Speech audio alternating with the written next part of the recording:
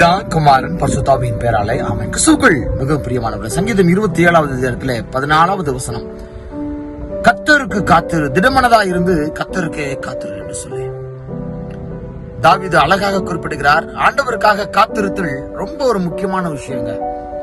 என்னுடைய காத்திருத்தல் அது எனக்கு அது பலனளிக்க கூடியதாக இருக்கிறது என்று சொல்லுகிற விசுவாசம் எனக்குள்ளாக இருக்கணும். நான் விசுவாசத்தோடு காத்திருக்கிறேனா என்ற ஒரு கேள்வி நமக்கு முன்பாக வைக்கப்படுகிறது.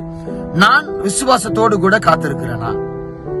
யோபுவை போல இல்லை என்று சொன்னால் யோனாவை போல நான் பிறர் அழிய வேண்டும், பிறர் ஆக்கினைக்குள்ளாக தீர்ப்படைய வேண்டும் என்று சொல்லி காத்திருக்கிறேனா? நான் ஆண்டவருக்காக காத்திருக்கிறேனா? என்னுடைய வாழ்வு நித்தியமான வாழ்வாக இருக்க வேண்டும் என்று சொல்லி ஆண்டவருடைய வார்த்தைக்காக நான் காத்திருக்கிறேனா? இல்லை என்று சொன்னால் பிறர் அழிய வேண்டும், பிறர் கஷ்டப்படுவதை நான் பார்க்க வேண்டும் என்று சொல்லி காத்திருக்கிறேனா? வித்தியாசமான ஒரு கோணத்துல ஆண்டவர் இந்த சிந்தனை என் உள்ளத்திலே வைத்தார். நிச்சயமாக முடிவு உண்டு, உன் நம்பிக்கை வீண் போகாது. ஆம், கிறிஸ்துவுக்குள் மிகவும் பிரியமானவர்களே, யோபு காத்திருந்தது அந்த வார்த்தையின்படியாக. நிச்சயமாக முடிவு உண்டு. என் வாழ்க்கைக்கு ஆண்டவர் எனக்கு துணையாக இருப்பார். எப்பேற்பட்ட சூழ்நிலை வந்த போதும் நான் திடமனதா இருந்து கர்த்தருக்காக நான் காத்திருந்தேன் என்று சொல்லி யோபுவை போல நாம் காத்திருப்போமா? நிச்சயமாக நம்ம வாழ்க்கையில முடிவு உண்டு. உங்கள் நம்பிக்கை அது வீண் போகாது. எக்காரணம் கொண்டு நீங்க கவலைப்படாதீங்க. இன்னும் எனக்கான காரியங்கள் நடைபெறவில்லை என்று சொல்லி அங்கலாய்க்காதீங்க.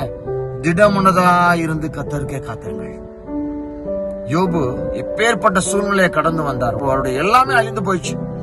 அவர் கூட இருந்த எல்லா பொருட்களும் எடுக்கப்பட்டு விட்டது. அவருடைய ஜீவனை தவிர எல்லா பொருட்களும் அவரிடமிருந்து எடுக்கப்பட்டன.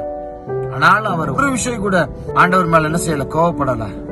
கர்த்தர் கொடுத்தார், கர்த்தர் எடுத்தார். இவ்வளவு பெரிய ஒரு முக்கியமான ஒரு வார்த்தை பாருங்க. நாம் ஆண்டவருக்காக காத்திருக்கிறோம். நான் கர்த்தருக்காக காத்திருக்கிறேன்னா, எப்பேற்பட்ட சூழ்நிலை வருகின்ற பொழுதும் நான் திடமனதா இருந்து கர்த்தருக்காக காத்திருக்கிறேன். அப்பேற்பட்ட பிள்ளையாக நீங்க காத்திருக்க வேண்டும் என்று சொல்லி ஆண்டவர் ஆசைப்படுகிறார். என்ன வந்தாலும் பரவாயில்லைங்க, நான் காத்திருக்கிறேன் என்று சொல்லி. பிறர் கஷ்டப்பட வேண்டும் என்பதற்காக நான் காத்திருக்க கூடாது. பிறர் நஷ்டப்பட வேண்டும் என்று சொல்லி நான் காத்திருக்க கூடாது. என் ஆன்மா அது நிலையான வாழ்வுக்குள்ளாக செல்ல வேண்டும் என்று சொல்லி நான் கர்த்தருக்காக காத்திருக்கின்ற பொழுது என் வாழ்வு அது செழிப்படையும், என் வாழ்வு அது சிறப்படைந்து காணப்படும். விசுவாசிக்கிறீங்களா? விசுவாசத்தோடு கர்த்தரை நோக்கி காத்திருங்கள்.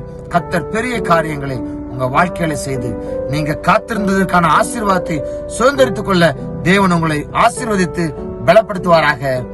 ஆமென். God bless you.